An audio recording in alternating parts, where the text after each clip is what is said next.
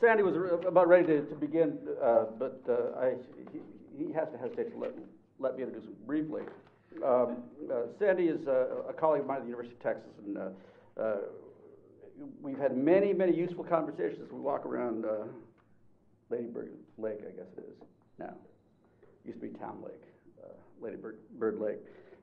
Sandy is one of those widely known scholars in the legal academy. He's published 4 books and over 350 articles in a range of journals. He's visited at Boston, Georgetown, Harvard, Yale, as well as other international institutions. He is an incredibly valuable colleague because he will contest most things. So I give you Sandy Levinson.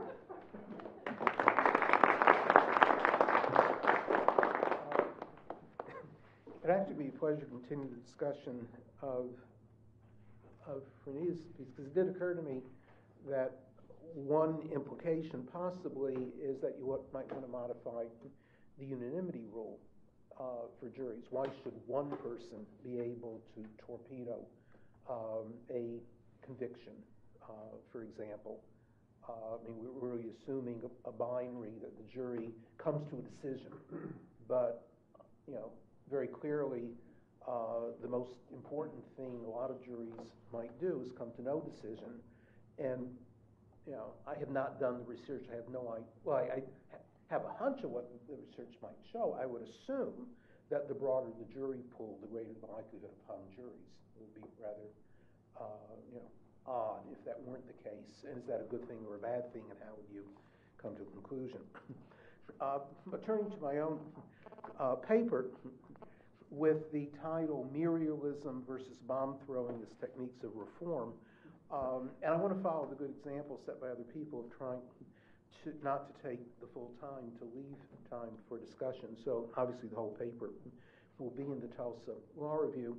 But I do want to spend a few moments expressing my gratitude not only to the University of Tulsa Law School. This is my 5th visit to Tulsa. One time, in fact, as the honoree, and now this is the 3rd occasion of honoring others, and I was here last year for a kind of similar occasion for Justice Barak. And I think this is just a terrific program insofar as it does recognize scholarship. But I also want very explicitly to honor the University of Tulsa Law Review. About 3 years ago, I wrote a screed in the Texas Law Review objecting to the fact that most student-edited law reviews have basically given up on book reviews. The modal number of book reviews in the 20 top law reviews was 0. I think this is a very bad development, that people write books not only to be read but also to be scrutinized. And to the extent that law reviews are disappearing, that book reviews are disappearing, that is not a good thing for the world of legal scholarship. And the editors at Tulsa got in touch with me very shortly after the article and basically kind of called my bluff, in which basically they offered a full issue of the review, 4 book reviews. And so for the last 3 years, Mark Raber and I have been the impresarios putting together reviews, and it's now very, very clear that the University of Tulsa Law Review is the leading law journal in the country with regard to paying serious attention to legal scholarship. The University of Michigan used to have that title, but in fact in recent years the number of reviews has become far, far smaller in their one issue that is devoted. So I really do feel very bonds of affection with the University of Tulsa Law School, even if the dean weren't my cousin. So it really is overdetermined. But perhaps this will explain why I want to focus on a couple of books. One of them, Heather's book, The Democracy Index, Why Our Election System is Failing and How to Fix It.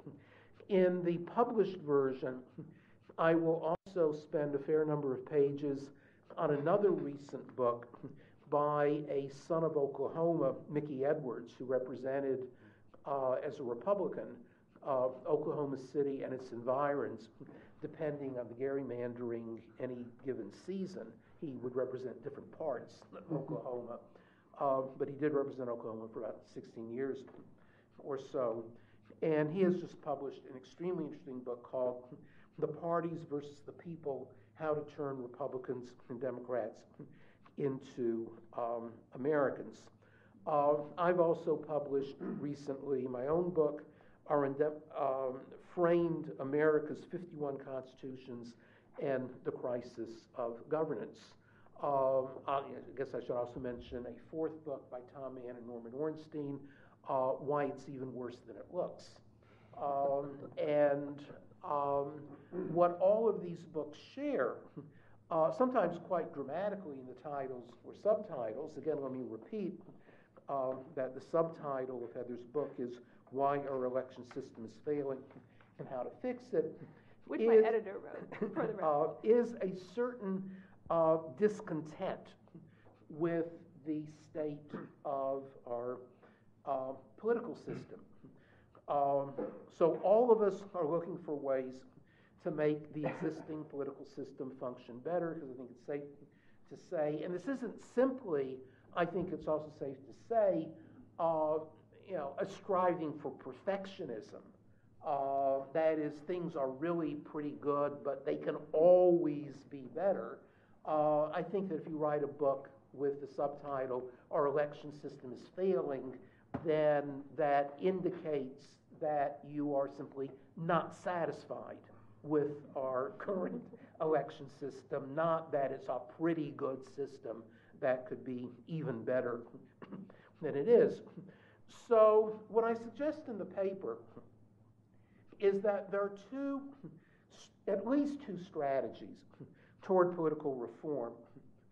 One of them I describe, perhaps tendentiously, Heather can tell me at the end of the day whether she thinks it's unfair, as meliorism. That is, searching for solutions that might well appeal to those currently exercising political power, including, for that matter, voters who might be, however critical they are of aspects of American politics, even more fearful of anything that could possibly be labeled as a radical response. A central theme of the Democracy Index, as David actually adverted to in his own comments, is Heather's insistence on how do we get from here to there in election reform. And it is true that quite often the answer is indeed by finding sympathetic allies within the existing political system who agree that some relatively limited measure of reforms are necessary, or is necessary. One should, it is true, always recognize that an idealized best is often the enemy of what might be an achievable good. Another way of putting this is that even half-filled glasses, though by definition also half-empty, are more sustaining than empty glasses. My own sensibility is, for lack of a better word, more radical. So part of me rejoiced 2 years ago when I read the remarks of now former, Ohio Republican Senator George Voinovich, who chose not to seek re-election in 2010 out of disgust with what he saw in the Senate. Quote, "I think we have to blow up the place," unquote, he told the Washington Post reporter Dana Milbank. I presume that Senator Voinovich was speaking metaphorically. I am sure that neither of us, in fact, wants the Senate to be blown up, even if I certainly share, probably exponentially, Senator Voinovich's view that the current Senate is indefensible. I probably would differ from Senator Voinovich only in that, like James Madison, I believe the original Senate, insofar as it allocated equal voting power to Delaware and Virginia, or now allocates equal voting power to Wyoming, California, Vermont, and Texas, is indefensible. Madison described it as a lesser evil. The greater evil was getting no constitution at all. I am happy to concede that sometimes you have to make pacts with the devil, but that doesn't mean that it's not the devil or that it's not an evil. So from my point of view, a metaphor of blowing up the Senate is something we should take quite seriously. Similarly, if one does believe the current American election system is significantly defective, then I'm not sure that I share Heather's more meliorist impulses. That being said, I do believe that her book is absolutely superb. I think she does point to a number of important reforms that we would be better off if they existed today in terms of such fundamental issues as the effective right to vote. It is, she doesn't talk about this in any great length in her book, but I suspect she might agree with me that it's kind of loony in the 21st century in a very different economy from that of 1845 or so, when we established National Election Day, to have the election in one, let's call it 12-hour period on Tuesdays, which have very differential effects on turnout. Retired people and others find it much, much easier to vote on Tuesdays than do those people who, let us say, work for a living.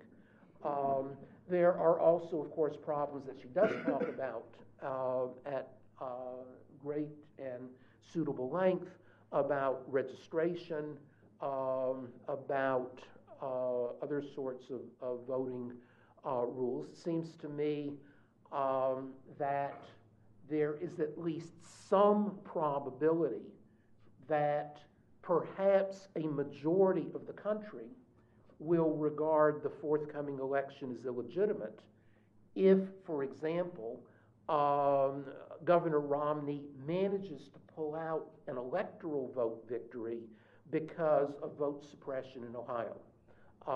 And as she talks about in her book, one of the reasons this is a realistic scenario is because state secretaries of state, who by and large are in charge of managing election systems, are elected in most states on a partisan basis. The most notorious example was the infamous Katherine Harris, who simultaneously served as chair of the Bush-Cheney campaign and the Secretary of State administering a thoroughly broken down electoral process in Florida in the year 2000. There is a similar history in Ohio, particularly when Ken Blackwell was Secretary of State. And Heather quotes a Secretary of State, I think it was from South Dakota, who pointed out that it's often not a good career move to be above the battle and rigorously fair in the enforcement of election law, because often the Secretary of State is a stepping stone to other sorts of offices, and you get along by going along, and to make decisions that would predictably allow the opposition greater access to the ballot box may not make you popular. Now, Heather's response to this is basically to try to shame the miscreants by establishing a democracy index. I say I'm all for that. I think it really is a terrific book, extremely readable, extremely sensible. I really wish that it had a lot of influence. That being said, I'm not optimistic because it's now been 3 years since the book was published, and I just haven't seen any evidence that the states are subject to being shamed on this. Instead, one finds in the New York Times a Columbus, Ohio Republican official who has, I think, something to do with structuring the election in Columbus, saying something to the effect of, why should I make it easier for minorities who also are Democrats? I don't think he's racist. I think he's anti-capital D Democratic. I think that if the black vote were Republican, the polls would be open to midnight if that's what it took to maximize the minority turnout. But it's very clear that he does not want to do anything that is likely to generate one more Democratic vote than need be. And this, I think, generally is still par for the course.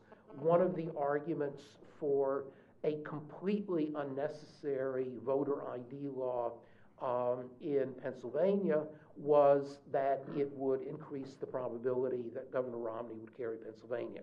Now, for better or worse, it appears to be that even vote suppression is not going to help Governor Romney carry Pennsylvania.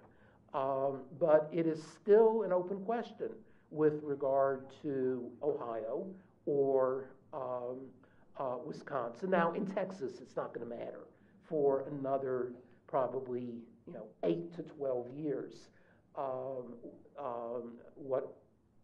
How Texas elections are carried out, at least at the national level. So it does seem to me that just as Senator Voinovich recognized that in order to get fundamental change in the Senate, you might have to blow it up, metaphorically, but that suggests doing something other than appealing basically to the goodwill or the competitive instincts of the current members of the Senate, that one might ultimately have to think of blowing up the current American election system. In a book that Bill Eskridge and I co-edited a number of years ago called Constitutional Stupidities, Jeff Rosen, a colleague of David Fontana's at George Washington, said that the stupidest feature of the Constitution was allocating to states the ability to run elections. There are no national elections. There's not a single national election in the United States. They are all state-run elections. It seems to me that, as Madison might put it, the lesson of experience over 225 years is that Jeff is absolutely correct. The costs of this kind of federalism are far, far higher than any gains. Now, it's not only the cost of allowing state administration of elections, it's also the cost of another extraordinarily stupid feature of the United States Constitution, identified by Heather's colleague, Akhil Amar. And again, I somewhat doubt that Heather would disagree. That is the Electoral College. I mean, why do we really care all that much about Ohio? It is because of the Electoral College. If we didn't have the Electoral College, there would be no battleground states. And the American political system would be far, far better without the phenomenon of endless pandering of Ohio and complete ignorance of, let us say, Texas and Oklahoma. Because if any of us have ranches, we can bet them on how those states' electoral votes will be allocated come December. But there are other implications than the Ohio pandering phenomenon. It's also the fact, as Akhil points out, that the true evil of the Electoral College is that it generates an incentive, and I agree with Heather, and Ilya and other, of the law and economics ilk, that it is important to talk about the incentives that our institutions generate. And the fact is that the Electoral College generates an incentive to suppress turnout. If you run the state election system, you have no interest whatsoever in maximizing turnout. The perfect election system is where one person casts a vote. It's you. And your vote would allocate the entirety of the 54 or 55 electoral votes in California. It is only if we had, in fact, a popular vote that there might be an incentive for Texas or California, Pennsylvania, Ohio, to care about maximizing turnout rather than minimizing turnout. But under the system we've got, and I'm talking obviously exclusively right now about presidential elections, the system is also broken, as Heather argues, with regard to elections that, at least on occasion, may be even more important than presidential elections. How we select senators, how we elect members of the House of Representatives, for that matter, how we select members of local school boards, with regard, if you really take the notion of dissent seriously. But with regard, at least to presidential elections, what we need is to blow it up, not to rely on the goodwill of individuals now within the political system to want to score higher in the U.S. News equivalent of where they are. Now, I'm not really suggesting an armed revolution, though we did have one in 1776, and ought not forget that. But I am suggesting, I have suggested now in 2 books, that we need a new constitutional convention. And I have also discovered, in talking with close friends like Heather and members of my family, that most people regard this sort of idea, or Gerald, as kind of batty, quixotic, the equivalent of bomb throwing. So I guess what I want to conclude with is by saying that there ought to be room within the academy and the public at large for both meliorism and bomb throwing.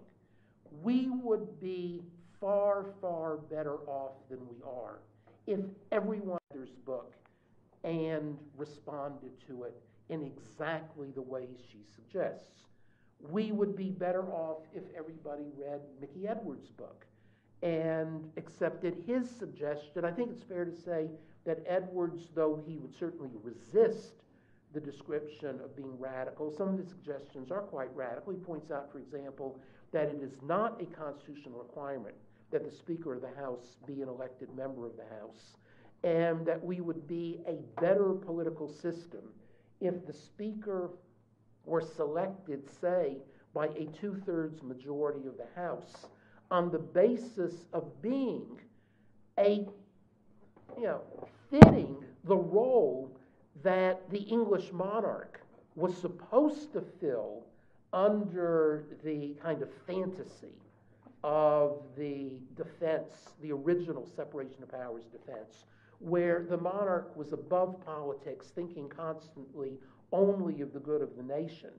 And so Edwards suggests that what is lacking in our contemporary politics, particularly in the House of Representatives, widely described as a zoo these days, is anybody, and you could say this is independent of what political party you happen to affiliate with, anybody who can be counted on to be thinking of some Madisonian abstract public interest rather than what will maximize the probability that my particular political party will win the next election.